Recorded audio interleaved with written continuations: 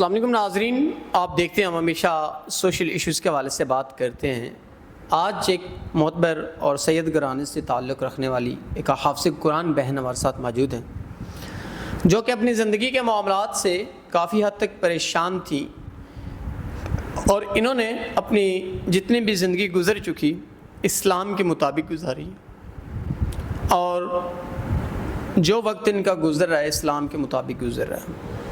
تو کافی معاملات زندگی ہیں جن کی وجہ سے یہ پریشان ہیں، تو آئیے ان سے جانتے ہیں۔ السلام علیکم۔ وعلیکم السلام۔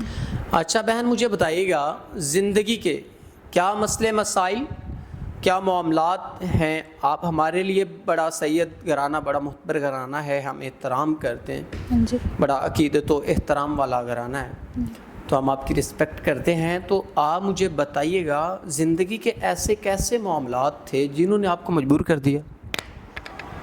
جی، دراصل آپ کو سب سے پہلے تو ہمارے معاشرے کا پتہ ہی ہے کہ کس طرح کا معاشرہ ہے اور کون سے حالات ہیں یہاں پہ۔ نہ سیدہ چھوڑیں، یہاں پہ کوئی بھی بندہ، اب آپ میرا ہی حساب لگا لیں، میں سیدہ ہوں اور میں یہاں پہ اپنے آپ کو تحفظ محسوس نہیں کرتی ہوں۔ ہمارا سب سے معتبر گھرانہ ہے، لیکن جو لوگوں کی نظریں ہیں نا، وہ آپ چھوڑ ہی دیں کہ مطلب میں یہ آن کیمرہ بتا ہی نہیں سکتی ایسی باتیں۔ ایک تو اب میں اکیلی ہوں اور میں ہی بچوں کو نا گلی محلے میں قرآن پاک پڑھا کے تو اپنا گزارا کر رہی ہوں، اور اس معاشرے میں سروائیو کرنا اکیلی عورت کے لیے تو بہت ہی مشکل ہے۔ میرا بس یہ ہے کہ ایک تو ہمارے نا گھر کے حالات اتنے کوئی ٹھیک نہیں ہیں کہ ہم مطلب 2 وقت کی روٹی بہت سکون سے کھا سکیں۔ تو شادی، اب میری عمر جو ہے وہ شادی کی ہو چکی ہے، بس میرا یہی ہے کہ کوئی نا عزت دار گھرانے کا آدمی ہو جو شادی کر لے، اور تاکہ آپ کو تو پتہ ہے ہر کوئی بھی نہیں ہے ایسا شخص کہ جو آپ کو باعزت رکھنا چاہے، یہ صرف نکاح کے ہو کے تو تبھی یہ ہو سکتا ہے۔ جب آپ نے ہمیں پہلے آف کیمرہ بتایا آپ کے قرض کے جو معاملات تھے وہ کیا ہیں؟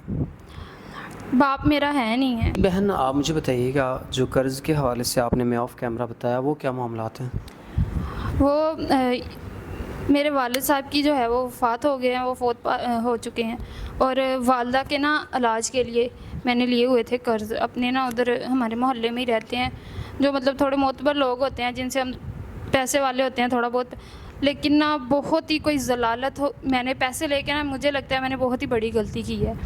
اب میرا ڈیلی کا اذیت ہی یہ ہے روزانہ کی ہر معاملات میں کہ میں نا پیسے کس طرح کر کے ادا کر لوں، لیکن آپ کو پتہ ہے کہ قرآن پاک پڑھانے سے کون کوئی پیسے دے جاتا ہے، یا کوئی کتنے ہی پیسے آ جاتے ہیں، 150 اس حساب سے پیسے آ رہے ہیں، اور 4 سے 5 بچے ہوتے ہیں میرے پاس بس۔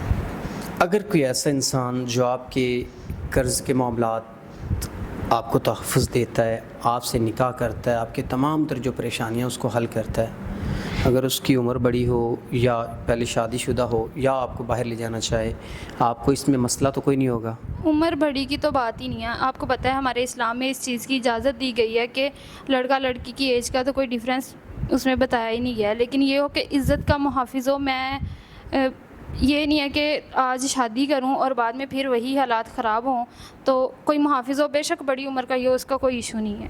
ناظرین، بہن نے واضح طور بتا دیا، سیدہ بہنیں حافظ قرآن بھی ہیں، انہوں نے واضح بتا دیا کہ میں ایک ایسے انسان کو چاہتی ہوں کہ جو میرا محافظ بنے۔